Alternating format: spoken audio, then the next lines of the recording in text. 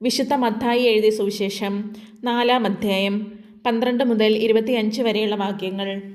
യേശു ദൗത്യം ആരംഭിക്കുന്നു. യോഹന്നാൻ ബന്ധനസ്ഥനായെന്ന് കേട്ടപ്പോൾ യേശു ഗലീലിയയിലേക്ക് പിൻവാങ്ങി. അവൻ നസ്രത്ത് വിട്ട് സെബുലൂണിൻ്റെയും നഫ്താലിയുടെയും അതിർത്തിയിൽ സമുദ്രതീരത്തുള്ള കഫർനാമിൽ ചെന്ന് പാർത്തു. ഇത് ഏശയ്യാ പ്രവാചകൻ വഴി അരുളി ചെയ്യപ്പെട്ടത് നിവൃത്തിയാകാൻ വേണ്ടിയാണ്. സമുദ്രത്തിലേക്കുള്ള വഴിയിൽ യോർദാൻ്റെ മറുകരയിൽ സെബുലൂൺ നഫ്താലി പ്രദേശങ്ങൾ, വിജാതിയരുടെ ഗലീലി, അന്ധകാരത്തിൽ സ്ഥിതി ചെയ്തിരുന്ന ജനങ്ങൾ വലിയ പ്രകാശം കണ്ടു. മരണത്തിൻ്റെ മേഖലയിലും നിഴലിലും വസിച്ചിരുന്നവർക്കായി ഒരു ദീപ്തി ഉദയം ചെയ്തു. അപ്പോൾ മുതൽ യേശു പ്രസംഗിക്കാൻ തുടങ്ങി. മാനസാന്തരപ്പെടുവിൻ, സ്വർഗരാജ്യം സമീപിച്ചിരിക്കുന്നു.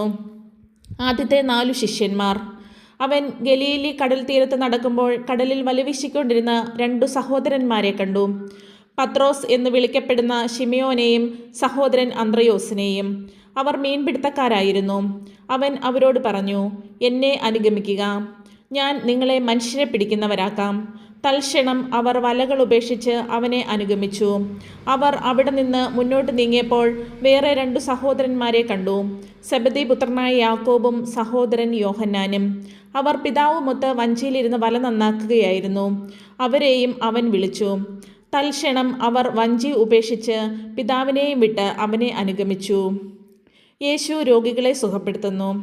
അവൻ അവരുടെ സിനഗോഗുകളിൽ പഠിപ്പിച്ചും രാജ്യത്തിൻ്റെ സുവിശേഷം പ്രസംഗിച്ചും ജനങ്ങളുടെ എല്ലാ രോഗങ്ങളും വ്യാധികളും സുഖപ്പെടുത്തിയും ഗലീലി മുഴുവൻ ചുറ്റി സഞ്ചരിച്ചു.